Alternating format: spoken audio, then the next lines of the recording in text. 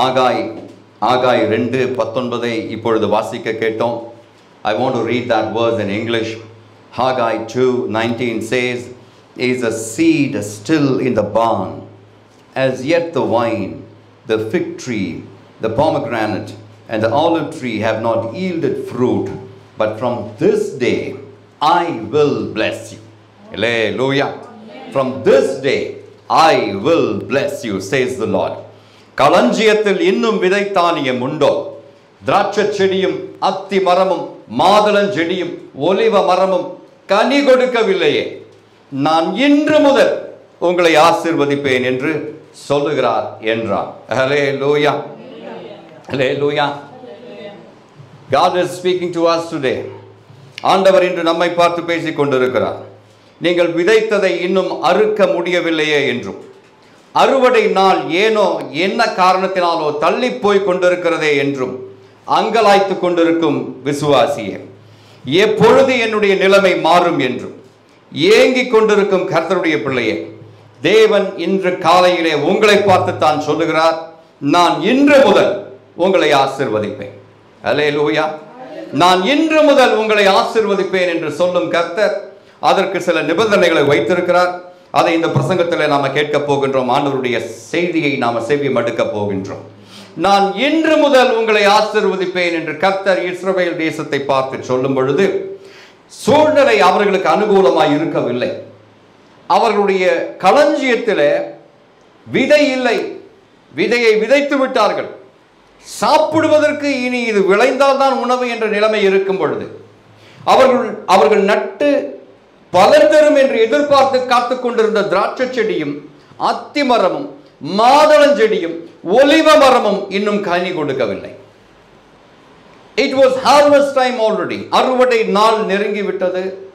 ஆனால் இந்த 4 செடிகளும் கனி கொடுக்கவில்லை. அவர்கள் களஞ்சியத்திலும் விதை இல்லை.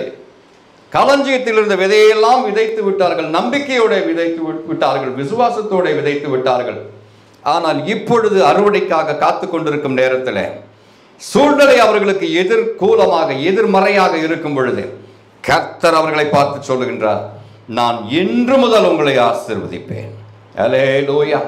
நீங்கள் எதிர்பார்த்திருக்கும் அந்த திருப்பு முனை, அந்த ஆசீர்வாதம், அந்த அனுகூலம், அதை தருவேன் என்று கர்த்தர் இன்று காலையிலே நம்மை பார்த்து வாக்கு பண்ணுகிறார். அல்லேலூயா.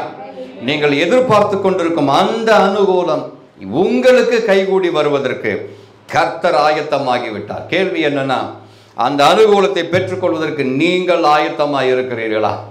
நான் இன்று முதல் உங்களை ஆசீர்வதிப்பேன் என்று சொல்லும் பொழுது அது யாருக்கோ என்று நீங்கள் விட்டுவிட்டால் அந்த ஆசீர்வாதம் உங்களையும் தாண்டி கடந்து போய்விடும். அல்லேலூயா. அப்படி ஒரு நிலைமை கர்த்தருடைய பிள்ளையை உங்களுக்கு ஏற்படக்கூடாது.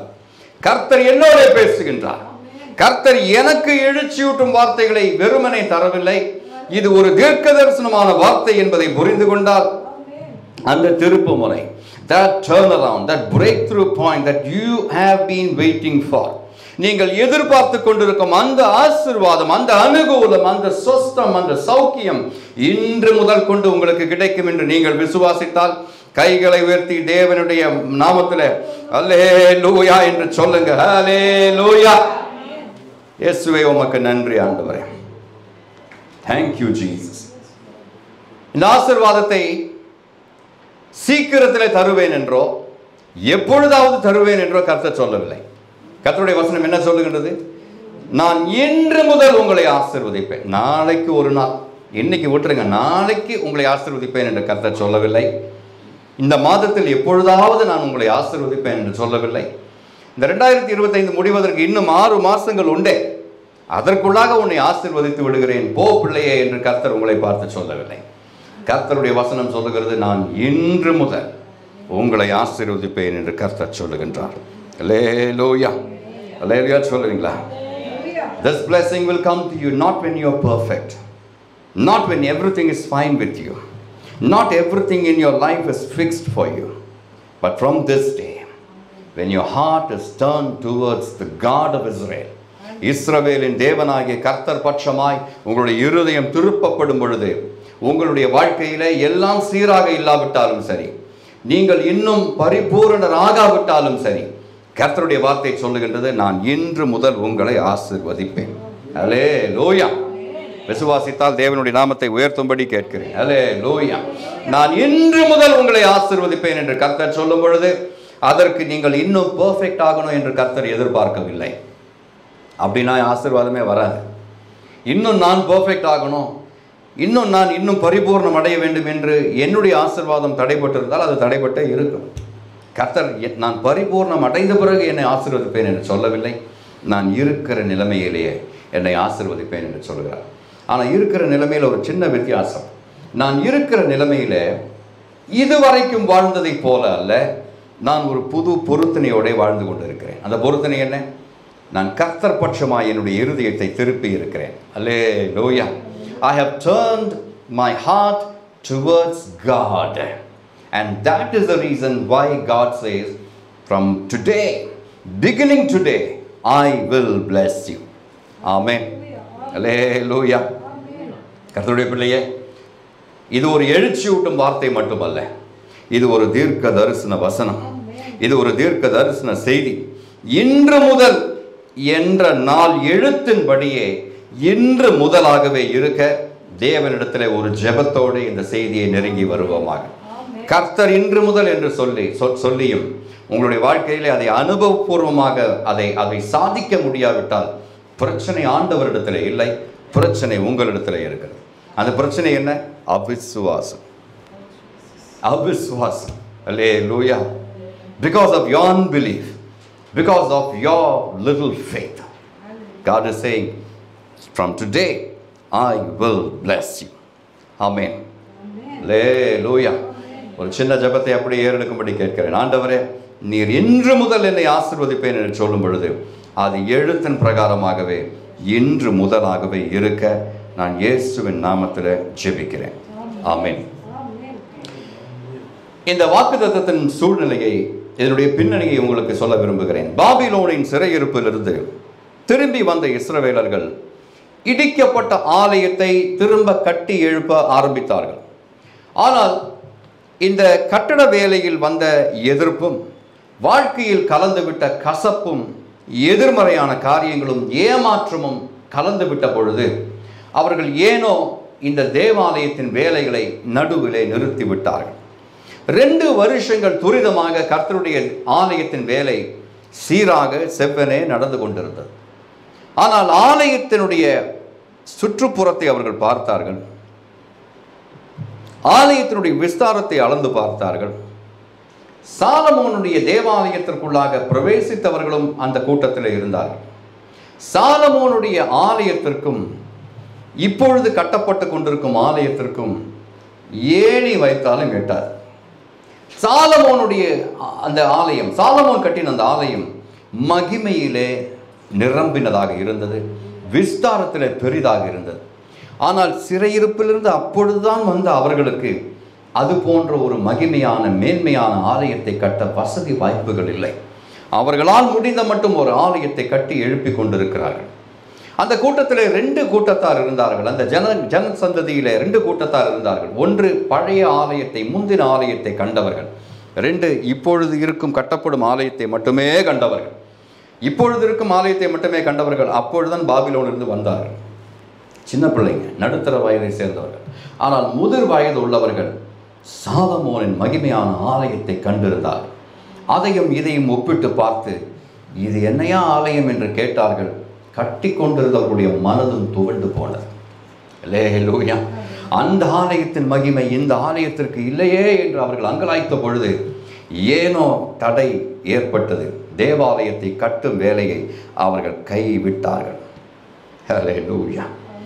பாபிலோனின் சிறையிருப்பில் இருந்து திரும்பி வந்த இஸ்ரவேலர்கள் இடிக்கப்பட்ட அந்த ஆலயத்தை கட்டி எழுப்பும் பொழுது நான் சொன்னேன், கட்டட வேலையிலே வந்த எதிர்ப்பும், அவர்கள் வாழ்க்கையிலே கலந்த கசப்பும் ஏமாற்றமும் தேவாலயத்தினுடைய கட்டட வேலையை கைவிடச் செய்தது. 14 வருஷங்கள் இப்படியே உருண்டோடினது. For 14 years the construction of the temple of God in Jerusalem was hindered. 14 வருஷங்களுக்கு எருசலேமிலே கட்டப்பட்டு கொண்டிருந்த தேவனுடைய ஆலயத்தின் வேலை தடைப்பட்டு இருந்தது. ஆனால் தேவாலயத்திற்கு தான் தடை ஏற்பட்டது. இந்த 14 வருஷங்களிலே எருசலேமிலே சிறையிருப்பிலிருந்து வந்தவர்கள் எல்லாம் மாட மாளிகைகளை கட்டிவிட்டார்கள். அல்லேலூயா. அவர்கள் வசதியாக தங்கும்படி பெரிய வீடுகளை எல்லாம் அவர்கள் கட்டி முடித்து விட்டார்கள். தங்களுக்கு வீடுகள் உண்டாக வேண்டும் என்று நினைத்தவர்கள் மச்சுப்பாவின வீடுகளை கட்டினார்கள், அதிலே குடியிருந்தார்கள். ஆலய வேலை என்னையா ஆயிற்று என்று கேட்டவர்களை பார்த்து, ஆலயத்தை கட்டும் வேலை இன்னும் வரவில்லை என்று சொன்னார்கள். அல்லேலூயா. வீடெல்லாம் கட்டிட்டாங்க, மச்சுப்பாவின வீடுகளுக்குள்ளாக கிரகப்பிரவேசம் செய்து விட்டார்கள். ஆனால் 14 வருஷங்கள் அவர்கள் தேவனுடைய ஆலயத்தை கட்டும் பணியை கைவிட்டார்கள், அதை மறந்தே போனார்கள்.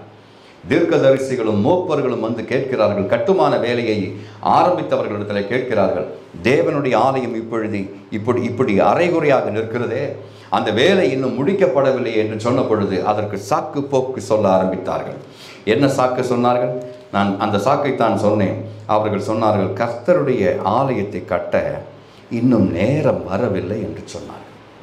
ஆனால் இவங்களுக்கு வீடு கட்டுறதுக்கு நேரம் எப்போவோ வந்துடுச்சு. அந்த வீட்டெல்லாம் கட்டிட்டாங்க, மாடி மேல் மாடி கட்டினார்கள், வீட்டோட வீட்டை சேர்த்து கட்டினார்கள், நிலத்தோட நிலத்தை வாங்கினார்கள், மச்சுப்பாவின வீட்டை கட்டினார்கள், அதிலே குடியிருக்கவும் செய்தார்கள். கர்த்தருடைய வேலை என்று வந்த பொழுது, தேவனுடைய ராஜ்யத்தின் வேலை என்று வந்த பொழுது, சபையினுடைய காரியம் என்று வந்த பொழுது பேக் அடித்து போனாங்க, அதை செய்யாமல் இருந்தார்கள். கர்த்தர் பார்த்தார், பரலோக தேவன் இவர்களை பார்த்தார். இப்படியே இவர்களை விட்டு விட்டார், இவர்கள் வழிக்கு வரமாட்டார்கள் என்று அவருக்கு தெரிந்தது. அதனால் கர்த்தர் ஒரு காரியத்தை செய்தார். என்ன காரியத்தை செய்தார்? கர்த்தருடைய வீடு பாழாய் கிடந்த பொழுது தங்களுடைய தினசரி அலுவல்களில் கவனத்தை திருப்பிக் கொண்டிருந்த யூதர்களுக்கு ஆண்டவர் ஒரு காரியத்தை செய்தார். அந்த காரியம் என்ன என்று ஆகாய் தீர்க்கதரிசன புத்தகம் 1ஆம் அதிகாரம் 10வது வசனம் சொல்லுகின்றது. கர்த்தர் சொல்லுகின்றார், ஆதலால் உங்கள் மேல் இருக்கிற வானம் பனியை பெய்யாமலும் பூமி பலனை கொடாமலும் போயிற்று என்று கர்த்தர் சொல்லுகின்றார். கர்த்தர் சொல்லுகிறார், என் வேலையை நிப்பாட்டிட்டீங்களே, இப்போ உங்களுடைய காரியத்தை நான் என்ன பண்ணுறேன் பாருங்க என்று சொல்லி வானம் பெய்து கொண்டிருந்த பனியை நின்று போக செய்தார், பூமி கொடுக்கும் பலனை நிறுத்தி போட்டார். அல்லேலூயா. In other words, heaven went on a strike. பரலோகம் வேலை நிறுத்தம் ஆரம்பித்து விட்டது. அல்லேலூயா. கர்த்தருடைய பிள்ளையே, கர்த்தருக்காக நீங்கள் செய்ய ஆரம்பித்த அந்த வேலையை இடையிலே முடிக்காமல் நிறுத்தி விட்டால் பரலோகம் ஸ்ட்ரைக் பண்ணுன்றதை நினைத்து கொள்ளணும். பரலோகம் வேலை நிறுத்தம் செய்து விட்டால் தினசரி வாழ்க்கையை தட்டுப்பாடாகிவிடும். அல்லேலூயா. யாரிடம் விளையாடுகிறோம் என்பதை நினைத்து கொள்ள வேண்டும், யாரிடம் நம்முடைய வேலையை காட்டுகிறோம் என்பதெல்லாம் நினைத்து கொள்ள வேண்டும். பரலோக தேவன் அவர் நகைப்பார், நம்மை பார்த்து சிங்காசனத்தில் வீற்றிருக்கிறவர் பார்ப்பார், என்னுடைய வேலையை முடிப்பதற்கு 14 வருஷங்கள் உங்களுக்கு இப்பொழுதும் கொடுக்கப்பட்டது, அந்த நேரத்திலும் இந்த வேலையை முடிக்காமல் கர்த்தருடைய ஆலயத்தை கட்ட வேலை இன்னும் வரவில்லை என்று சொன்னீர்களே, உங்களுடைய வேலைகளை நான் மாற்றி போடுகிறேன் என்று கர்த்தர் சொன்னார். The seasons changed.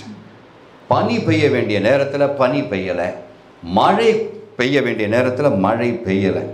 அதனால் என்ன நடந்தது என்று கர்த்தர் சொல்லுகின்றார். நீங்கள் அல்லேலூயா, நான் நிலத்தின் மேலும் 11வது வசனம், நான் நிலத்தின் மேலும் மலைகளின் மேலும் தானியத்தின் மேலும் புது திராட்சரசத்தின் மேலும் எண்ணெயின் மேலும் பூமியில் விளைகிற எல்லாவற்றின் மேலும் மனுஷரின் மேலும் மிருகங்களின் மேலும் கைப்பாடு அனைத்தின் மேலும் வறட்சியை வருவித்தேன் என்று கர்த்தர் சொல்லுகின்றார். அல்லேலூயா. வறட்சி என்னும் ஒரு காரியத்தை ஆண்டவர் ஒரு தண்டனையாக, நமக்கு ஒரு போதனையாக சில நேரங்களிலே எடுத்து பயன்படுத்துவார். கர்த்தருடைய பிள்ளையை இந்த 2025 அதற்கு அடுத்த வருஷங்களிலும் நம்முடைய வாழ்க்கையில் பூமிக்குரிய வறட்சியும் ஏற்படக்கூடாது, ஆவிக்குரிய வறட்சியும் ஏற்படக்கூடாது என்று ஒரு நிமிடம் கைகளை உயர்த்தி ஜெபிக்கும்படி கேட்கிறேன்.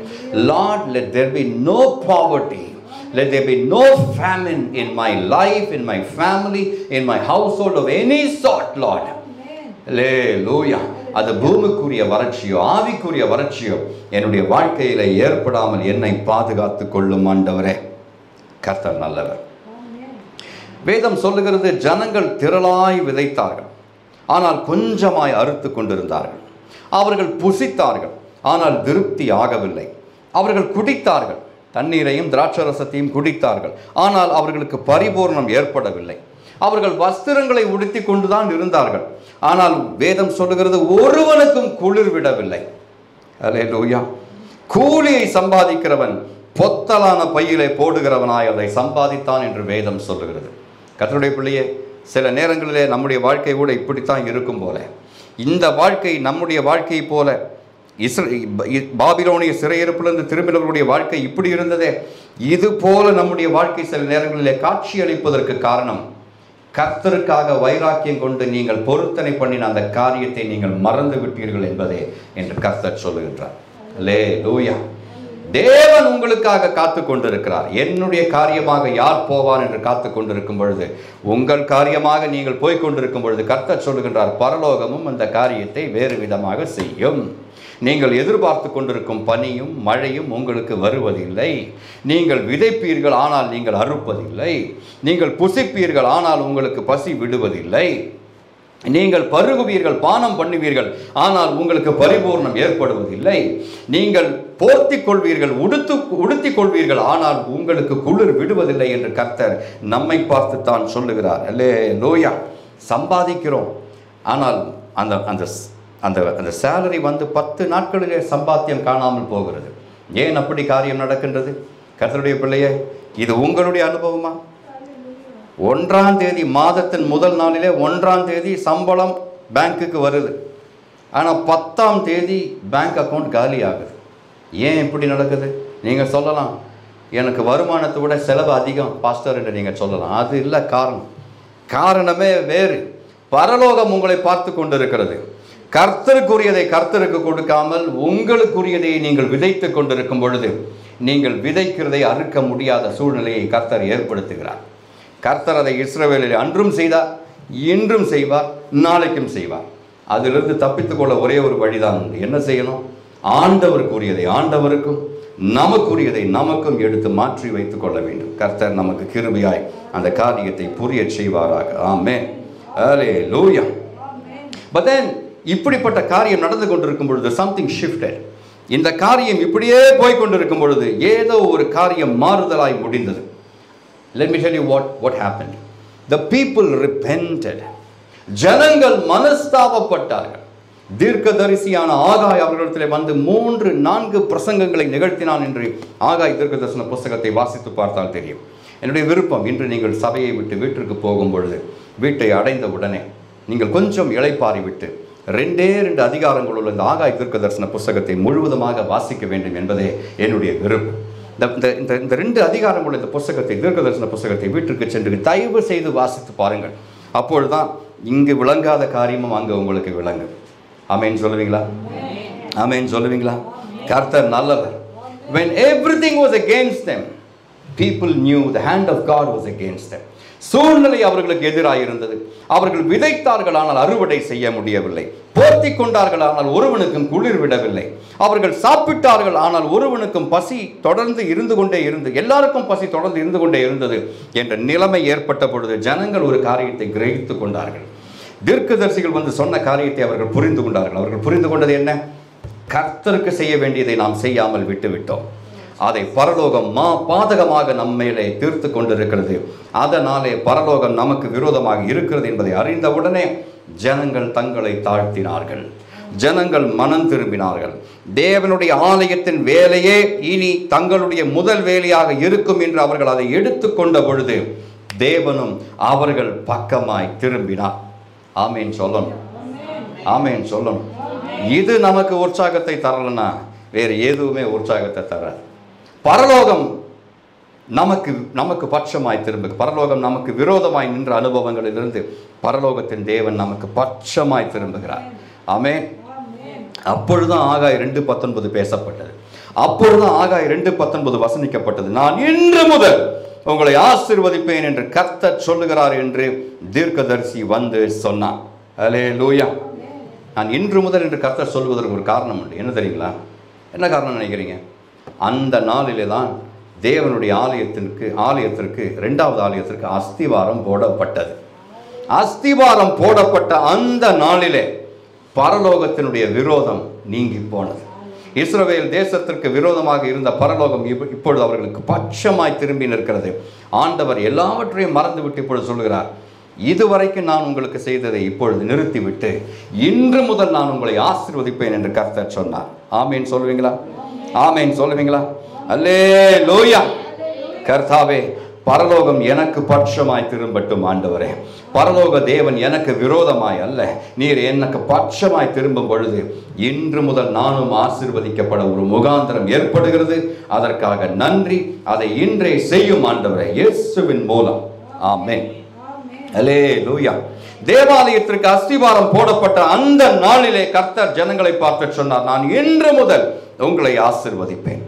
கீழ்ப்படிதலின் ஒரு செயல் வெளிப்பட்ட பொழுது ஆசீர்வாதத்தின் ஒரு காலத்தையே கர்த்தர் அவர்களுக்காக துவங்க பண்ணினார்.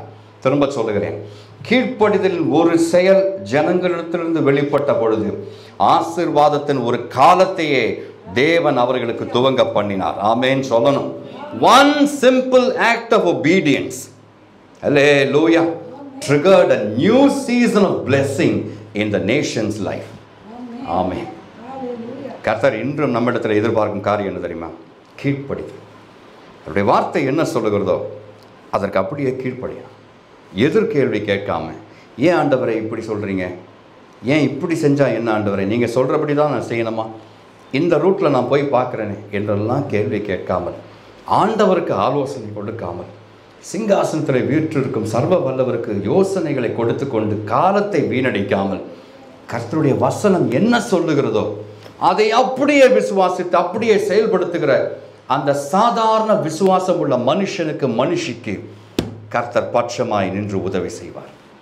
ஆமென். இதுவரைக்கும் அப்படிப்பட்ட அனுபவம் இல்லைன்னா இன்று முதற்கொண்டு கர்த்தருடைய நாமத்தில் சொல்லுகிறேன், அப்படிப்பட்ட ஒரு அனுபவத்திற்குள்ளாக, ஆவிக்குரிய நிலைமைக்குள்ளாக நீங்கள் பிரவேசித்து பாருங்கள். A simple act of obedience will open a new season of blessing for you. Amen. Hallelujah. கர்த்தர் இதை இஸ்ரவேல் ஜனங்களுக்கு செய்த பொழுது அவர்களுக்கு 3 காரியங்களை வெளிப்படுத்தினார் என்று பார்க்கிறோம். Let's look at 3 powerful moments in scripture when God essentially said, from this day your life will change. இன்று முதற்கொண்டு உன்னுடைய வாழ்க்கை மாறும், இன்று முதற்கொண்டு உன்னை நான் ஆசீர்வதிப்பேன் என்று கர்த்தர் வேதத்தில் 3 முறை சொல்லி இருக்கின்றார். அந்த 3 முறையும் கர்த்தருடைய பிள்ளைகளுக்கு என்ன நடந்தது என்பதையும் உங்களுக்கு நான் சொல்ல விருப்பப்படுகின்றேன். நான் இன்று முதல் உங்களை ஆசீர்வதிப்பேன் என்று கர்த்தர் சொல்லும் பொழுது ஆண்டவர் அவர்களுக்கு 3 அனுபவங்களை தருவார். இன்று முதல் நான் உங்களை ஆசீர்வதிப்பேன் என்று சொல்லும் பொழுது ஆவிக்குரிய 3 அனுபவங்களிலே அவர்களை ஆண்டவர் நடத்துவார். அந்த அனுபவங்கள் என்ன என்று சொல்லிவிடுகிறேன். முதல் அனுபவத்தினுடைய பெயர் மேன்மை. ஹல்லேலூயா. ஆனர். முதல் அனுபவத்தின் பெயர் மேன்மை. இரண்டாவது அனுபவத்தினுடைய பெயர் வெற்றி, விக்டரி. மூன்றாவது அனுபவத்தினுடைய பெயர் ரட்சிப்பு, சால்வேஷன். ஹல்லேலூயா. எங்களுக்கு தேவனை மகிமைப்படுத்தும்படி கேட்கிறேன். யோசுவாவின் வாழ்க்கையில் ஆண்டவர் இன்று முதற்கொண்டு நான் உன்னை மேன்மைப்படுத்துவேன் என்று சொன்ன பொழுது அவனுக்கு ஆண்டவர் செய்து காண்பித்த காரியத்தை உங்களுக்கு நான் பகிர்ந்து கொடுக்க விரும்புகிறேன். யோசுவாவின் புஸ்தகம் 3வது அதிகாரம் 7வது வசனம். The book of Joshua chapter 3 verse 7 says, "This day I will begin to magnify thee in the sight of all of Israel." Hallelujah. யோசுவா 3:7. கர்த்தர் யோசுவாவை நோக்கி, நான் மோசையோடு இருந்தது போல உன்னோடும் இருக்கிறேன் என்பதை இஸ்ரவேலர் எல்லாரும் அறியும்படிக்கு இன்று அவர்கள் கண்களுக்கு முன்பாக உன்னை மேன்மைப்படுத்துவேன் என்று கர்த்தர் சொன்னார். ஆண்டவர் இன்று முதற்கொண்டு உன்னை நான் ஆசீர்வதிப்பேன் என்று சொல்லும் பொழுது ஆவிக்குரிய ஒரு அனுபவத்திற்குள்ளாக நம்மை நடத்துவார். அந்த அனுபவத்தினுடைய பெயர் மேன்மை. நேற்று வரைக்கும் இல்லாத மேன்மையை ஆண்டவர் இன்று புதிதாக நம்முடைய வாழ்க்கையில ஏற்படுத்தி காண்பிப்பார். மோசே என்னும் தேவனுடைய பக்தன், தேவனுடைய ஊழியக்காரன் இருந்த வரைக்கும் யோசுவா எப்படிப்பட்டவனாக இருந்தான்? மோசேயினுடைய ஒரு உதவியாளனாக மட்டுமே இருந்தான். மோசே மரித்து போனான். And Moses was no more. மோசே மரித்த பிறகு யோசுவா தான் ஜனங்களை நடத்த வேண்டும் என்று கர்த்தர் இவனை எழுப்புகிறார். திடீரென்று யோசுவாவினுடைய வாழ்க்கை மாறுகின்றது. நேற்று வரைக்கும் he was Mr. Unknown. And if at all people knew him as Moses' assistant. மோசேயினுடைய கூஜாவை தூக்கி கொண்டு வருகிறவன் என்றே யோசுவா அறியப்பட்டிருந்தான். அதை நான் கீழ்த்தரமாக சொல்லவில்லை. He was simply an assistant of Moses. Hallelujah. ஆனால் மோசே இறந்த பிறகு, மோசே மரித்த பிறகு இந்த இஸ்ரவேல் தேசத்தை முழுவதும் நடத்துவதற்கு the mantle fell upon Joshua. Hallelujah. தலைமைத்துவம் அவன் மேலே விழுந்தது என்று பார்க்கிறோம். அப்பொழுதுதான் கர்த்தர் யோசுவாவை நோக்கி இப்படி பேசினார், நான் மோசையோடு இருந்தது போல உன்னோடும் இருக்கிறேன். அப்படின்னா என்ன அர்த்தம்? மோசே சொல்லி என்னெல்லாம் கர்த்தர் செய்தாரோ அதையெல்லாம் யோசுவாவே நீ சொல்லும் பொழுது நான் செய்வேன் என்று கர்த்தர் சொல்லுகிறார். ஆமென். அல்லேலூயா. ஒருவேளை உங்களுக்கு you had godly parents with you, spiritually they were of a high pedigree, ஆவிக்குரிய வாழ்க்கையில் அவர்கள் உயர்ந்த நிலைமையில் இருந்திருக்கக்கூடும். அதுபோல என்னால் ஜெபிக்க முடியவில்லையே, அதுபோல என்னால் உபவாசம் இருக்க முடியவில்லையே, அதுபோல என்னால் வாழ முடியவில்லையே, பரிசுத்தத்தை காத்துக்கொள்ள முடியவில்லை என்று அங்கலாய்க்கும் விசுவாசியே, கர்த்தர் யோசுவாவை பார்த்து சொன்னதை உங்களுக்கும் சொல்லுகிறார். நான் மோசையோடு கூட இருந்தது போல உன்னோடும் கூட இருப்பேன் என்று கர்த்தர் சொல்லும் பொழுது உங்களுடைய தகப்பனாருக்கு, உங்களுடைய தாயாருக்கு கர்த்தர் என்ன செய்தாரோ அதையும் செய்வார், அதை பார்க்கிலும் அதிகமாகவும் செய்வார். ஆமென். எப்படி அதிகமாக செய்வார்? மோசே வாக்குத்தத்த பூமியிலே பிரவேசிக்கவில்லை, ஆனால் யோசுவா பிரவேசித்தான். எப்படி பிரவேசித்தான்? இஸ்ரவேலை தனக்கு பின்பாக அழைத்து கொண்டு ராஜநடை போட்டு இவன் பிரவேசித்தான். கைகளை வைத்து தேவனை மகிமைப்படுத்தான். அல்லேலூயா. அதுவே மேன்மை, அதுவே மேன்மை. மோசையால் செய்ய முடியாததை யோசுவாவை கொண்டு கர்த்தர் செய்து காண்பித்தார். ஆமென். அல்லேலூயா. மேன்மை என்னும் அனுபவத்திற்குள்ளாக கர்த்தருடைய பிள்ளையை ஆண்டவர் நடத்தும் பொழுது சூழல் எப்படி இருக்கும் என்று சொல்லுகிறேன். The challenge that was before Joshua was that he had fairly big shoes to fill. மோசே என்னும் ஒரு பெரிய மனுஷன், ஆவிக்குரிய வாழ்க்கையிலே ஒரு ஜாம்பவானாக இருந்த ஒரு பெரிய மனுஷனாக இருந்த மோசேயினுடைய பாதம் பெரிய பாதங்களாக இருந்தது. அந்த பாதபடியிலே நடப்பது என்பது சின்ன காரியம் அல்ல, அது லேசான காரியம் அல்ல. மோசே யார்? தேவனை முகமுகமாய் சந்தித்து பேசினவன். யோசுவாவுக்கு தேவனுடைய பிராகாரங்களிலே விழுந்து கிடந்துதான் அனுபவம். ஆனால் மோசே அப்படிப்பட்டவன் அல்ல. கர்த்தர் கூப்பிடும் பொழுது மலை ஏறுவான். கர்த்தர் சொல்லும் வரைக்கும் 40 நாட்கள் அங்கே இரவும் பகலும் புசியாமலும் குடியாமலும் இருப்பான். கர்த்தருடைய பிரசன்னம் அவனுடைய வயிற்றை நிரப்பிற்று.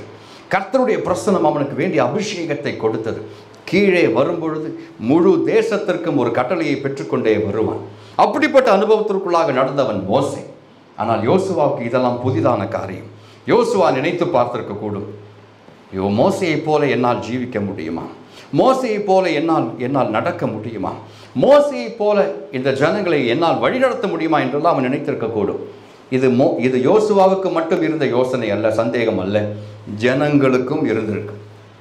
Even the people would have doubted the capability of Joshua, the leadership skills of Joshua. ஆனால் டேர்னிங் பாயிண்ட் எங்கே வந்தது என்று சொல்கிறேன். கர்த்தர் உன்னை நான் இன்று முதற்கொண்டு மேன்மைப்படுத்துவேன் என்று சொன்னாரே, அதை என்று செய்தார்? மறுநாளிலே செய்யவில்லை, இன்று முதல் என்றால் அன்றே ஆண்டவர் செய்தார். ஆமென். The turning point came when the priest stepped into the flooded Jordan and God stopped the river. Hallelujah. Hallelujah சொல்லுவீங்களா? மோசே எகிப்திலிருந்து ஜனங்களை கொண்டு வந்து கானானுக்குள் பிரவேசிப்பதற்கு முன்பதாக செங்கடல் எதிர்த்து வந்தது. செங்கடலை கண்டு இஸ்ரவேலும் பயந்தது, மோசையும் பயந்தான். ஆனால் கர்த்தர் அவனோட பேசினார், இந்த கோலை மட்டும் தூக்கி காட்டு, கடல் 2ஆக பிளந்து போகும் என்று சொன்னார். யோசுவா அதை கண்டிருக்கிறான். Joshua has seen that, but never in his wildest dream Joshua thought a similar miracle could happen in his lifetime. திரும்பவும் அது போன்ற ஒரு அற்புதம் அவனுடைய வாழ்க்கையில் அவன் மூலமாக நடக்கும் என்று அவன் நினைத்து பார்த்தது கூட கிடையாது. ஆனால் இன்று முதற்கொண்டு நான் உன்னை மேன்மைப்படுத்துவேன் என்று சொன்ன கர்த்தர் மோசேக்கு செய்ததை யோசுவாவுக்கும் செய்தார். கொஞ்சம் வித்தியாசமாக செய்தார். எப்படி செய்தார்? ஆசாரியர்கள் உடன்படிக்கை பெட்டியை சுமந்து கொண்டு வருகிறார்கள். அவர்களுடைய கால்கள் பிரவாகித்து ஓடும் யோர்தானிலே வந்து நின்ற பொழுது யோர்தான் ஒரு குவியலாக மறுகரையிலே நின்றது என்று வேதம் சொல்லுகிறது.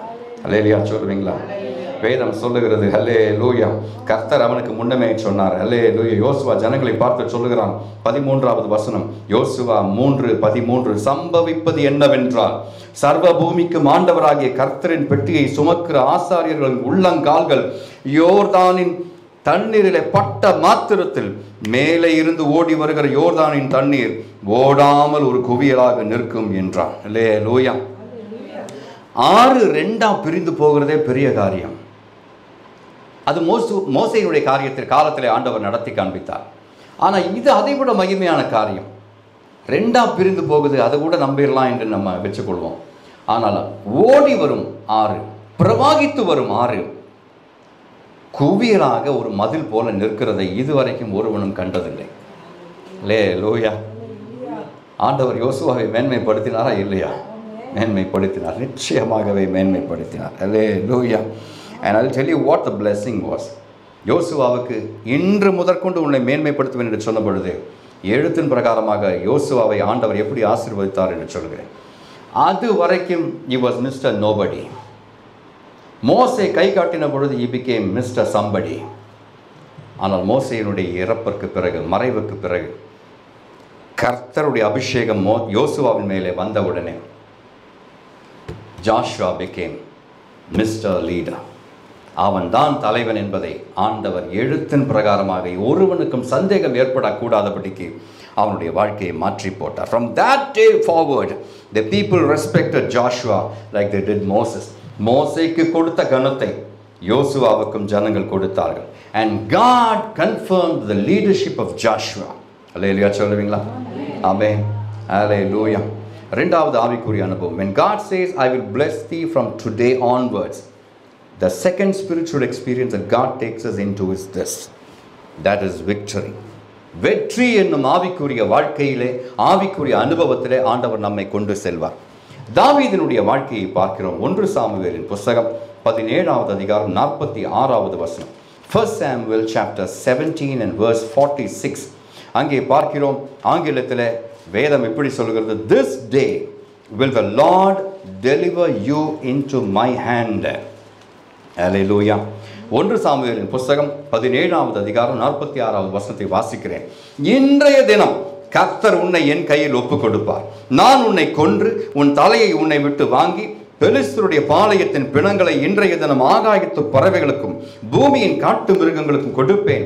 அதனால் இஸ்ரவேலில் தேவன் ஒருவர் உண்டு என்று பூலோகத்தார் எல்லாரும் அறிந்து கொள்வார்கள் என்று யார் சொன்னது? கர்த்தர் சொல்லல, சின்ன தாவீது சொல்லுகிறான். யாரை பார்த்து சொல்லுகிறான்? பெரிய மல்லனான, பெரிய அரக்கனான கோலியாத்தை பார்த்து இப்படி சொல்லுகிறான். அல்லேலூயா. தாவீதின் வாழ்க்கையிலே இன்று முதல் என்று அவன் சொன்ன பொழுது, பல நேரங்களிலே கர்த்தர் சொல்லுவார், சில நேரங்களில் நம்மை சொல்ல வைப்பார். ஆமென் சொல்லணும். இன்று முதல் என்று தாவீது வாய் திறந்து கர்த்தர் மேலே விசுவாசத்தை வைத்து கோலியாத்தை பார்த்து சொன்ன பொழுது அவனுக்கு பெரிய வெற்றி கிடைக்கும்படி கர்த்தர் பார்த்து கொண்டார். ஒரு பெரிய சேனை, இஸ்ரவேலின் சேனை, ஒரு மனிதனை, ஒரு அரக்கனை, ஒரு மல்லனை, கோலியாத்தை பார்த்து பயந்து நடுங்கிக் கொண்டிருக்கும் பொழுது சேனையினுடைய உதவி இல்லாமல், பட்டயம் இல்லாமல், யுத்தத்திற்கான ஆடை ஆபரணம் இல்லாமல், எந்த கவசமும் இல்லாமல், தலைச்சீரா இல்லாமல், ஒரு சின்ன பையன், ஒரு வாலிபன் ஒரு பெரிய அரக்கனை பார்த்து நடந்து போகிறான். அவனுடைய வைராக்கியம் எப்படிப்பட்டது தெரியுமா? அவனுடைய வைராக்கியம், நீ எனக்கு விரோதமாக பேசினாய் என்பதல்ல, இஸ்ரவேலின் தேவனாகிய கர்த்தருக்கு விரோதமாக நீ பேசினாய். எனக்கு அன்பானவர்களை, இப்படிப்பட்ட வைராக்கியம் நமக்குள்ள என்னைக்கு வரும்?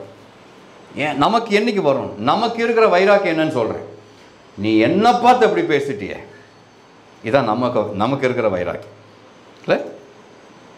நீ என்ன பார்த்து அன்றைக்கி பேசிட்டல்ல, இனி உன் வீட்டு வாசலை நான் மிதிக்கிறேனா பார், உன்னை பார்த்தாலும் நான் பேசுகிறேனா பார் என்றெல்லாம் நாம் தீர்மானம் எடுத்துக்கொள்ளும்.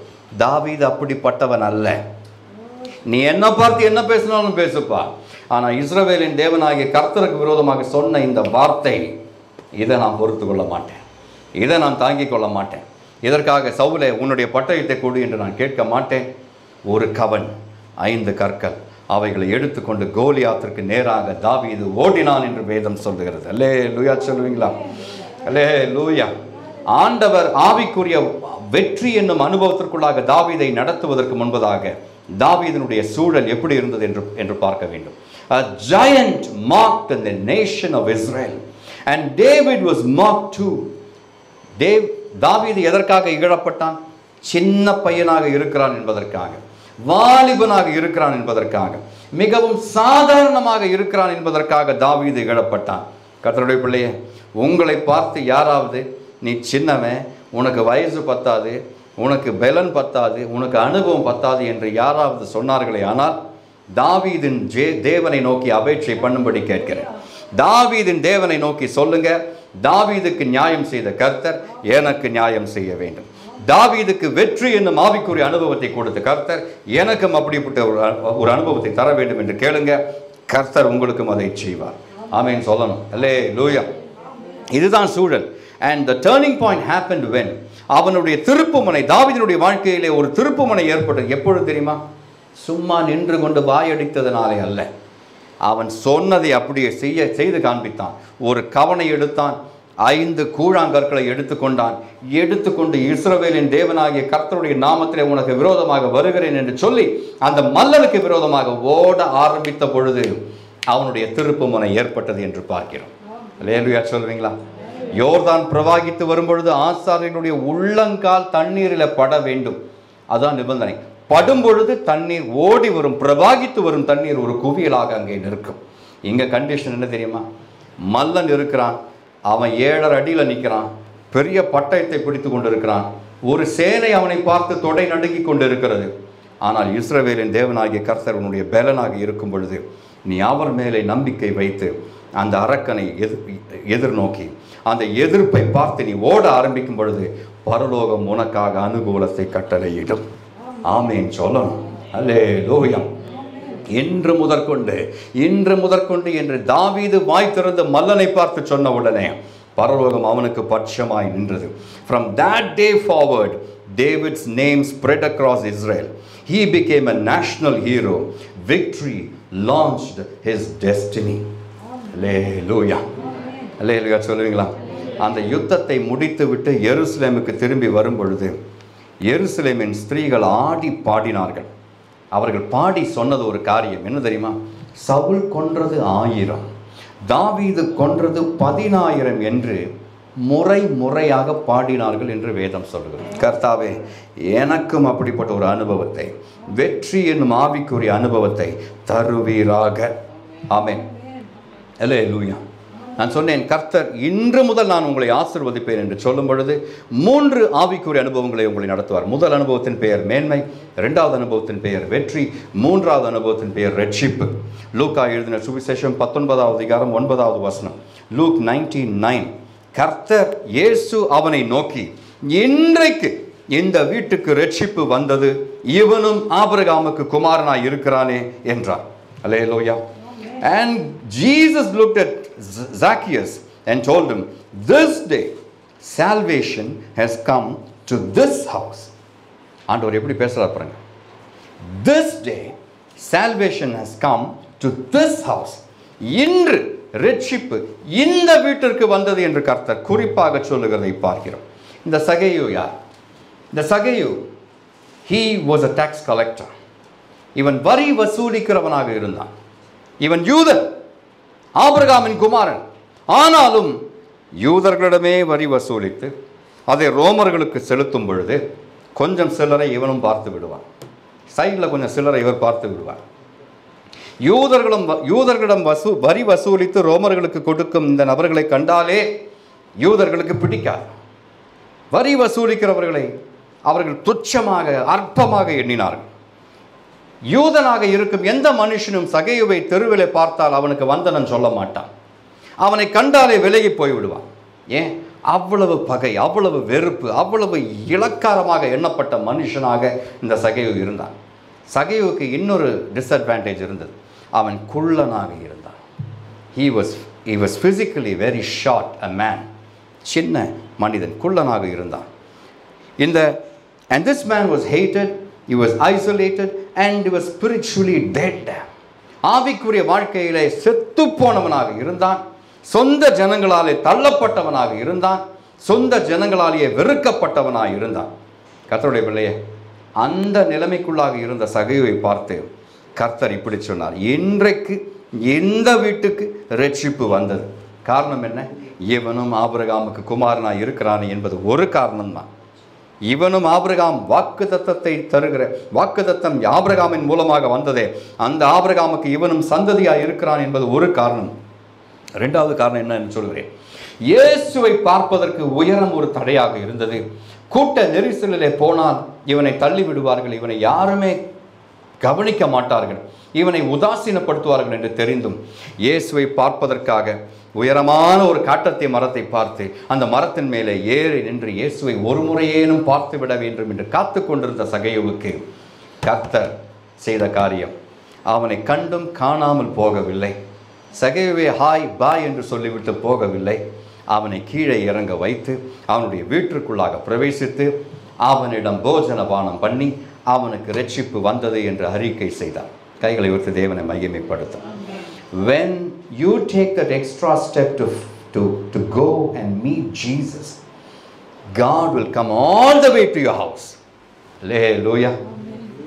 இயேசுவை அறிய வேண்டும், இயேசுவை இன்னும் அதிகமாக புரிந்து கொள்ள வேண்டும், இயேசுவினுடைய அன்பின் ஆழத்தை புரிந்து கொள்ள வேண்டும் என்று நீங்கள் ஒரு சின்ன முயற்சியை எடுக்கும் பொழுது ஆண்டவர் உங்களுடைய வீட்டிற்கே உங்களை தேடி வருவார்.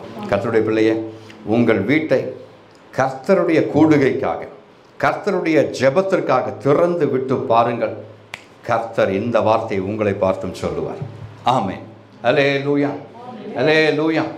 கூட்டத்தில் நெரிசலிலே பட்டு போனால் இவன் மிதிப்பட்டு போயிருப்பான், செத்திருக்க மாட்டான், ஆனால் மிதிப்பட்டு போயிருப்பான். அவன் சின்னவன், குள்ளனாக இருந்தான். இவனுக்கு ஹைட் ஒரு டிஸ்அட்வான்டேஜ், அவனுடைய சோஷியல் ஸ்டேட்டஸும் ஒரு டிஸ்அட்வான்டேஜ். ஆனால் டிஸ்அட்வான்டேஜை வைத்துக்கொண்டு நான் வீட்டிலேயே முடங்கி இருப்பேன் என்று சகையு தீர்மானிக்கவில்லை, நினைக்கவில்லை. டிஸ்அட்வான்டேஜெல்லாம் ஒரு பக்கம் இருக்கட்டும், கர்த்தரை நான் பார்க்க வேண்டும், என்னுடைய கண்கள் கர்த்தரை பார்க்க வேண்டும் என்று தீர்மானித்து காட்டத்தை மரத்தின் மேல் ஏறி காத்திருந்தவனுக்கு ரட்சிப்பு வீட்டிலே காத்து கொண்டிருந்தது. நான் இன்று முதற்கொண்டு உங்களை ஆசீர்வதிப்பேன் என்று கர்த்தர் சொல்லும் பொழுது அதற்கு தடையாக வரும் 3 காரியங்களையும் உங்களுக்கு நான் பகிர்ந்து கொடுக்க விருப்பப்படுகின்றேன். There are 3 things that could go against us before God begins to bless us from this day onward. இன்று முதற்கொண்டு கர்த்தர் உங்களை ஆசீர்வதிக்கும் பொழுது உங்களுக்கு விரோதமாக நிற்கும் 3 காரியங்கள். Number 1, opposition from people. சொந்த ஜனங்களே உங்களுக்கு எதிர்த்து நிற்பார்கள். யோசுவாவினுடைய வாழ்க்கையிலே பார்க்கிறோம், மோசேயை போல உன்னால் தலைவனாக இருக்க முடியுமா என்று ஜனங்களும் சந்தேகப்பட்டு இருப்பார்கள். பட்டார்கள் என்று சொல்லவில்லை, வேதம் சொல்லவில்லை, ஆனால் பட்டிருப்பார்கள். யோசுவாவுக்கே அந்த சந்தேகம் இருந்திருக்கக்கூடும். மோசையை போல ஒரு பெரிய மனுஷனாக நான் இருக்க முடியுமா? மோசை சொன்னால் இஸ்ரவேல் கேட்கும், நான் சொன்னால் இஸ்ரவேல் கேட்குமா என்ற சந்தேகம் யோசுவாவுக்கு இருந்திருக்கக்கூடும். But that skepticism did not put down Joshua. அந்த அவநம்பிக்கை, அந்த அவிசுவாசம், அந்த சந்தேகம் யோசுவாவை பின்னுக்கு தள்ளவே இல்லை. Hallelujah. And David was belittled by his own brothers. அவன் அந்த யுத்த பூமிக்கு வந்து நிற்கிறான், போர் நடக்கும் அந்த பூமிக்கு வந்து நிற்கிறான். சகோதரர்களை விசாரித்து போக வேண்டும் என்று தான் வந்தான். He had no other hidden agenda. அவனுக்கு அரக்கன் இருக்கிறான், கோலியாத் அங்கே இருக்கிறான் என்றும் தெரியாது, பெரிய யுத்தம் நடந்து கொண்டிருக்கிறது என்றும் தெரியாது. போர் முனையில் இஸ்ரவேலுடைய சேனைகள் இருக்கிறது, சேனைகளே என்னுடைய சகோதரர்களும் இருக்கிறார்கள், அவர்களுக்கு சாப்பாடு கொடுத்து விட்டு வர வேண்டும். இது மட்டும்தான் அவனுடைய வீட்டிலிருந்து கிளம்பும் பொழுது இந்த ஒரு காரியம் மட்டும் தான் அவனுடைய யோசனை இருந்தது. யுத்த பூமியில் வந்து நின்ற பொழுது இவனுக்கு பட்சமாக பேச வேண்டிய அண்ணன்மார்கள் கூட இவனை வீட்டுக்கு விரட்டுவதிலேயே குறியாக இருந்தார். சின்ன பையன், உனக்கு என்னடா இங்கே வேலை, வீட்டுக்கு ஓடு வீட்டுக்கு ஓடு என்று அவனை விரட்டுவதிலே அவர்கள் கங்கணமாக இருந்தார்கள். கர்த்தருடைய பிள்ளையே, உங்கள் சொந்த வீட்டார் உங்களை சந்தேகப்படக்கூடும், உங்களோட உடன் பிறந்தவர்கள் உங்களுடைய ஆவிக்குரிய அபிஷேகத்தை சந்தேகப்படக்கூடும். நீ என்ன பெந்தெக்கோஸ்தே சபைக்கு போனதுனால பெரிய ஆளாயிட்டியா என்று உங்களை பார்த்து கேட்கக்கூடும். ஆனால் ஒரு நாளும் தாவீதின் தேவன் உங்களை கைவிடுவதில்லை, யோசுவாவின் தேவன் உங்களை கைவிடுவதில்லை. பாரம்பரிய சபையில் இருக்கும் அனுகூலங்கள் உனக்கு தெரியுமா என்று கேட்பார்கள். பாரம்பரிய சபையில் இருக்கும் அனுகூலங்கள் என்ன? கல்லறை என்னும் ஒரு நிலைமை மட்டுமே. கல்லறைக்காக காத்து கொண்டிருக்கும் செத்த கிறிஸ்தவர்களாக இருக்காமல் தேவன் எனக்காக பட்சமாய் பேசுவார். நான் தேவனுக்காக ஒரு அடி எடுத்து வைக்கும் பொழுது தேவன் ஓடி வந்து என்னுடைய வீட்டிற்குள்ளே பிரவேசித்து இந்த நாளிலே இந்த வீட்டிற்கு ரட்சிப்பு வந்தது என்று சொல்லும் கர்த்தர் என்னோடு கூட இருக்கிறார் என்று சொல்லுங்க. அதை விசுவாசிங்க, கர்த்தர் உங்கள் காரியங்களை வாய்க்க பண்ணுவார்.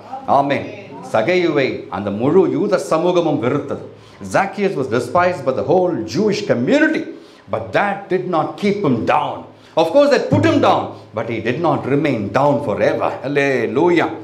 My dear beloved children of God, when you are on the brink of a blessing, people may not see what God sees in you. ஆசீர்வாதத்தின் விளிம்பிலே நீங்கள் வந்து நிற்கும் பொழுது கர்த்தர் உங்களிலே காணும் காரியத்தை ஜனங்கள் எல்லாரும் காண வேண்டும் என்ற நிர்பந்தம் இல்லை. அவர்கள் காணாவிட்டாலும் பரவாயில்லை, பரலோக தேவன் உங்களிலே என்ன பார்த்திருக்கிறாரோ அதை நீங்கள் பார்த்து கொண்டால் நீங்கள் ரட்சிக்கப்படுவீர்கள். ஆமென். அல்லேலூயா சொல்லுவீங்களா? அல்லேலூயா. ரெண்டாவது காரியம், ரெண்டாவது ஒரு எதிர்ப்பு உங்களுக்கு வந்து நிற்கும். அது என்ன என்று சொல்லுகிறேன். This is personal limitation. Personal limitation. என்னுடைய பர்சனாலிட்டி, மோசேயினுடைய பர்சனாலிட்டி மாறி இல்லை. யோசுவா நினைத்திருப்பான். மோசே எப்படிப்பட்டவன்? எல்லாராலும் விரும்பப்பட்டவன். மோசே ஜெபித்தால் பரலோகம் அவனுக்காக இறங்கி வரும். நான் பிராகாரங்களிலே விழுந்து கிடந்தது உண்மைதான், ஆனால் நான் ஜெபித்தால் அப்படிப்பட்ட காரியங்கள் நடக்குமா என்று யோசுவா சந்தேகப்பட்டிருக்கக்கூடும். Joshua would have doubted his own ability. Joshua would have lacked Moses' experience. மோசேக்கு இருந்த அனுபவம் எனக்கு இருக்கா? மோசேனுடைய அனுபவம் என்ன? 40 வருஷங்கள் அவன் குரல் கொடுத்தால் ஒரு பெரிய கூட்டம் ஆடுகள் அவனை தேடி ஓடிவர். அதே அனுபவத்தை 40 வருஷங்களுக்கு பிறகு அவன் குரல் கொடுத்தால் 25 லட்சம் ஜனங்கள் செய்யும்படிக்கு கர்த்தர் செய்தார். அல்லேலூயா, அல்லேலூயா. பில்லி கிரஹாம் பெரிய இவாஞ்சலிஸ்டாக மாறுவதற்கு முன்பதாக அவருடைய சுயசரிதியை நான் வாசித்திருக்கிறேன். பெரிய இவாஞ்சலிஸ்டாக, பெரிய மேடை பிரசங்கியாராக, சுவிசேஷகராக மாறுவதற்கு முன்பதாக அவருடைய வீட்டிற்கு அருகில் ஒரு பார்க் இருந்ததாம். அந்த பார்க்கில் ஒரு குளம் இருந்ததாம். அந்த குளத்தில் சில முதலைகள் இருந்தனவாம். அந்த குளத்திற்கு அருகே போய் சுவிசேஷத்தை முதலைகளை பார்த்து தான் பிரசங்கம் பண்ணினாராம். நம்ப முடிகிறதா உங்களுக்கு? மேடை இல்லை, மைக் இல்லை, பேண்ட் செட் இல்லை, வால் போஸ்டர் இல்லை, பப்ளிசிட்டி இல்லை, அட்வர்டைஸ்மெண்ட் இல்லை. ஆனால் முதலைகளை பார்த்து பிரசங்கம் பண்ணின பில்லி கிரஹாமை பிற்காலத்தில் உலகமெங்கும் கொண்டு ஆண்டவர் உபயோகப்படுத்தினார். God isn't looking for perfection, He is looking for availability. நான் சொன்னேன், நீ பரிபூர்ணமான பிறகு உன்னை நான் ஆசீர்வதிப்பேன் என்று கர்த்தர் ஒரு நாளும் சொல்ல மாட்டார். ஆசீர்வதிக்கும் பொழுதே உன்னை பரிபூர்ணப்படுத்தும் வேலையையும் அவர் துவங்கி விடுவார். கைகளை உயர்த்தி தேவனை மகிமைப்படுத்தும்படி கேட்கிறேன். அல்லேலூயா சொல்வீங்களா? அல்லேலூயா. நன்றி ஆண்டவரே. என்னுடைய குறைவுகளை நினையாத ஒரு தேவன் உண்டு. நான் குள்ளனாய் இருந்தாலும், எனக்கு அனுபவம் இல்லாமல் இருந்தாலும், எனக்கு கர்த்தாவை யுத்தத்திலே பழக்கம் இல்லாமல் இருந்தாலும், அபியாசம் இல்லாமல் இருந்தாலும், ஆண்டவரே எனக்காக பரிந்து பேசும் தேவன், என்னுடைய கைகளை திடப்படுத்துகிற தேவன், எனக்காக பட்சமாய் இறங்கி வரும் ஒரு தேவன் இருக்கிறீர். அதற்காக நன்றி ஆண்டவரே. நன்றி அப்பா. அப்படி விசுவாசிக்கும் பிள்ளைகள் ஒரு காரியத்தை செய்யணும். You should cancel the opinion about you in the name of Jesus. You should cancel the people's opinion about you in the name of Jesus. ஜனங்கள் உங்களை குறித்து என்ன சொல்லுகிறார்களோ அதை இயேசுவின் நாமத்தில் கேன்சல் பண்ணணும். அது நல்லதாக இருந்தாலும் சரி, கெட்டதாக இருந்தாலும் சரி, அதன்படி நீங்கள் வாழ முயற்சி எடுக்கக்கூடாது. இந்த புஸ்தகம் என்னை குறித்து என்ன சொல்லுகிறது? பரலோகத்தின் தேவன் சிங்காசனத்திலிருந்து என்னை பார்த்து என்ன மொழிகிறார்? அதன்படி நான் வாழ முயற்சி எடுக்கும் பொழுது என்னுடைய குறைவுகள் எல்லாம் என்னுடைய பலனாக ஆண்டவர் மாற்றி தருவார். ஆமென் சொல்லணும். மூன்றாவது எதிர்ப்பு, நமக்கு இருக்கும் எதிர்ப்பு சொல்கிறேன். இன்று முதற்கொண்டு கர்த்தர் என்னை ஆசீர்வதிக்கும் பொழுது மூன்றாவது ஒரு தடை என்னுடைய வாழ்க்கையிலே வந்து நிற்கும். அது என்ன தெரியுமா? நான் இதுவரைக்கும் செய்த காரியங்களில் நான் தோற்று போன ஒரு பெரிய பட்டியலை என் சத்துரு எனக்கு முன்பாக கொண்டு வந்து வைப்பான். இதுவரைக்கும் நீ செய்தது என்ன விளங்கினது என்று சாத்தான் உங்களை பார்த்து கேட்பான். இதுவரைக்கும் நீ என்ன கிழிச்சிட்ட என்று சாத்தான் உங்களை பார்த்து கேட்பான். கர்த்தருடைய பிள்ளையே, let not your past failures define your goal forward. And there are 3 key steps that you need to take to possess your blessing today. இன்று முதற்கொண்டு நான் உங்களை ஆசீர்வதிப்பேன் என்று கர்த்தர் சொல்லும் பொழுது இந்த 3 தீர்மானங்களையும் நீங்கள் எடுக்க வேண்டும் என்று கர்த்தர் நமக்கு காண்பிக்கின்றார். நம்பர் 1, கீழ்ப்படிதல், obedience, however small it is. ஆண்டவர் சொல்லும் காரியம் எவ்வளவு சின்னதாக இருந்தாலும் சரி, எவ்வளவு பெரிதாக இருந்தாலும் சரி, ஆண்டவர் சொல்லும் காரியத்தை அப்படியே ஒப்புக்கொண்டு கீழ்ப்படியும் பொழுது உங்களுடைய ஆசீர்வாதம் இன்று முதற்கொண்டு உங்களை தேடி வரும். அல்லேலூயா. ஆகாயினுடைய காலத்தில் ஆண்டவர் இன்று முதற்கொண்டு உங்களை ஆசீர்வதிப்பேன் என்று சொன்ன பொழுது நான் சொன்னேன், தேவாலயத்திற்கு அஸ்திவாரம் போடப்பட்ட அந்த நாளிலே கர்த்தர் இஸ்ரவேலை பார்த்து சொன்னார். அதை நீங்கள் தவறாக புரிந்து கொள்ளக்கூடாது. அஸ்திபாரம் எல்லாம் போட்ட பிறகு தான் கர்த்தர் பேசினார் நினைக்கக்கூடாது. The first stone when it was laid. அஸ்திபாரம் போடுவதற்கு முதல் கல்லை எடுத்து எப்பொழுது நிலத்திலே பூமியிலே வைத்தார்களோ அன்றே பரலோக தேவன் அவர்களை பார்த்து இன்று முதற்கொண்டு உங்களை ஆசீர்வதிப்பேன் என்று சொன்னார். அல்லேலூயா சொல்லுவீங்களா? You take that first step in faith and God will say From today I will begin to bless you. ரெண்டாவது காரியம், you must have faith to believe today can be different. நேற்று போல அல்ல. நேற்று வரைக்கும் நடந்ததெல்லாம் கசப்பு தான். நேற்று வரைக்கும் கிடைத்ததெல்லாம் எதிர்கோலம் தான், எதிர்மறையான காரியங்கள் தான். நேற்று வரைக்கும் எனக்கு கிடைத்ததெல்லாம் அவமானம் தான், நிந்தை தான். ஆனால் இன்னைக்கு அப்படி இருக்காது என்று கர்த்தருடைய பிள்ளை ஒவ்வொருவரும் விசுவாசிக்க வேண்டும். ஒவ்வொரு நாளும் நீங்கள் படுக்கையிலிருந்து எழும்பி ஜெபிக்கும் பொழுது கர்த்தரிடத்தில் கேட்க வேண்டும், நேற்றைய விட இன்றைய தினம் எனக்கு சிறப்பாக இருக்கட்டும் ஆண்டவரே. நேற்று என்னை அவமதித்தார்கள், நேற்று என்னை நிந்தித்தார்கள், நேற்று எனக்கு கிடைக்க வேண்டிய ஆசீர்வாதம் எனக்கு கைகூடி வரவில்லை, ஆனால் இன்று எனக்கு அது கைகூடி வரட்டும் ஆண்டவரே. என்னை நிந்தித்தவர்கள் என்னை கர்த்தாவை உயர்த்தும்படியாக அவர்கள் முன்னிலையிலே, சத்துருக்கள் முன்னிலையிலே எனக்கு ஒரு பந்தியை ஆயத்தப்படுத்தும், அதை இன்று செய்யும் ஆண்டவரே என்று நீங்கள் கேட்டால் அதை கர்த்தர் உங்களுக்கு செய்வார். ஆமென். அல்லேலூயா. எபிரேயர் நிருபம் 11வது அதிகாரம் 1வது வசனம் இப்படி சொல்லுகின்றது, Now faith is a substance of things hoped for, the evidence of things not seen. அல்லேலூயா.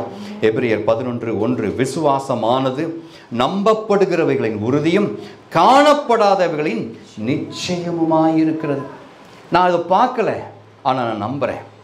அது இன்னும் கைகூடி வரலை, ஆனால் விசுவாசிக்கிறேன். அதுதான் விசுவாசம் கர்த்தருடைய பிள்ளைய. நான் கிடைத்தாதான் விசுவாசிப்பேன் என்று நினைக்கக்கூடாது. நேற்று வரைக்கும் உங்களுக்கு கர்த்தர் ஒன்றும் செய்யாததை போல இருந்தாலும் இன்று எனக்கு அற்புதம் செய்வார் என்று நீங்கள் விசுவாசித்தால் கர்த்தர் உங்களுக்கு அதை செய்வார். மூன்றாவது காரியம், put God's kingdom first. மூன்றாவது காரியம், ஆண்டவருடைய ராஜ்யத்திற்கு நீங்கள் முதலிடம், முதல் கணம் கொடுக்க வேண்டும். ஆகாய் இந்த ஒரு கருத்தை சொல்வதற்கு 2 அதிகாரங்களை எடுத்துக்கொண்டான். கர்த்தர் ஒரே வசனத்தில் அதை முடித்து விட்டார். Prophet Haggai had to write 2 chapters to stress upon the importance of obedience and giving number 1 priority to God's kingdom. ஆனால் கர்த்தராகிய இயேசு கிறிஸ்து மத்தேயு 6:33 என்ற ஒரு வசனத்தில், in Matthew 6:33, ஒரே வசனத்திலே ஆகாயை முழுவதுமாக அதை சாரத்தை கொடுத்து விட்டார். முதலாவது, தேவனுடைய ராஜ்யத்தையும் அவருடைய நீதியையும் தேடுங்கள், அப்பொழுது இவைகளெல்லாம் உங்களுக்கு கொடுக்கப்படும் என்றல்ல, கூட கொடுக்கப்படும். ஆண்டவர் இன்றும் நம்மிடத்தில் எதிர்பார்க்கும் காரியம் அதுதான். Put God first. Put the needs of the kingdom of God first. உங்களுக்கு தேவைகள் உண்டு, உங்களுடைய குடும்பத்தில் இன்னும் தீர்க்கப்படாத பிரச்சனைகள் உண்டு, உங்களுக்கு கட்டப்பட வேண்டிய வீடுகள் உண்டு, உங்களுக்கு நிறைவேறாத கனவுகள் உண்டு. ஆனால் கர்த்தருக்கு முதலிடம் கொடுத்து பாருங்கள். கர்த்தருடைய காரியங்களுக்கு நீங்கள் முதலிடம் கொடுத்து பாருங்கள். கர்த்தர் உங்களுக்கு கொடுக்க மாட்டார், உங்களுக்கு கூட கொடுப்பார். ஆமென் சொல்லுவீங்களா? அல்லேலூயா. Maybe you have been sowing, praying and waiting and nothing has changed.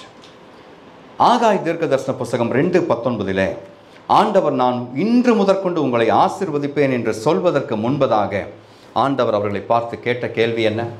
களஞ்சியத்தில் இன்னும் விதை தானியம் உண்டோ? அவர்களுக்கு தெரியும், ஆண்டவருக்கும் தெரியும், களஞ்சியத்தில் விதையும் இல்லை தானியமும் இல்லை, எல்லாவற்றையும் விதைத்தாயிற்று. எல்லாவற்றையும் விதைத்தாயிற்று. அறுவடை கொடுக்கவில்லையே, கனி கொடுக்கவில்லையே. கையில் இருந்ததையும் விதைச்சாச்சு, வருமானமும் வரக்கானும், நம்பி இருந்த காரியமும் இன்னும் நடக்கலை. அப்படி இருக்கும்போது கர்த்தர் அவர்களை பார்த்து சொல்கிறார், நான் இன்று முதல் உங்களை ஆசீர்வதிப்பேன். கர்த்தருடைய பிள்ளையே, it's very difficult to trust in God in such a situation. ஆனால் கர்த்தர் என்னை பார்த்து ஒரு வார்த்தையை சொல்லிவிட்டார், அது இன்று முதல் என்று சொல்லிவிட்டார். அதை நான் பரிபூர்ணமாக விசுவாசிப்பேன். அதை கர்த்தர் எனக்கு செய்து காண்பிப்பார் என்பதை முழு நிச்சயத்தோடு நான் விசுவாசிப்பேன். அவருடைய பாதங்களை நான் பிடித்துக் கொள்வேன். ஆமென் சொல்வீங்களா? Maybe you feel stuck in delay, shame or failure. But listen, is the seed still in the barn? Have you not yet seen the harvest? God says, from this day I will bless you. Your seed, dear child of God, is not forgotten. நீங்கள் விதைத்த விதையை மறக்கும்படிக்கு தேவன் அநீதி உள்ளவர் அல்ல. நீங்கள் விதைத்திருப்பதை அவர் நினைத்திருக்கிறார். Your seed is not forgotten. Your labor is not in vain. You may not see fruit yet, but heaven has already shifted in your favor. உங்களுக்காக காரியத்தை நடப்பிக்க பரலோகம் புறப்பட்டு விட்டது. Amen. And this day when he says, from today I will bless you, God has drawn a line on the sand. உங்களுடைய வாழ்க்கையிலே கர்த்தர் ஒரு அடையாளத்தை போட்டு விட்டார், ஒரு குறியை போட்டு விட்டார். இந்த குறிக்கு அப்பால் உங்களுக்கு ஆசீர்வாதம் காத்து கொண்டிருக்கிறது என்று கர்த்தர் சொல்லுகின்றார். ஆமென் சொல்லுவீங்களா? ஆமென் சொல்லுவீங்களா? கைகளை உயர்த்தி சொல்லுங்க. ஆண்டவரே, நீர் காண்பிக்கும் இந்த காரியத்திற்காக நன்றி. நீர் தந்த இந்த வசனத்திற்காக நன்றி ஆண்டவரே. உம்முடைய கரங்களிலே என்னுடைய வாழ்க்கையை ஒப்புக் கொடுக்கிறேன் ஆண்டவரே. Let us pray.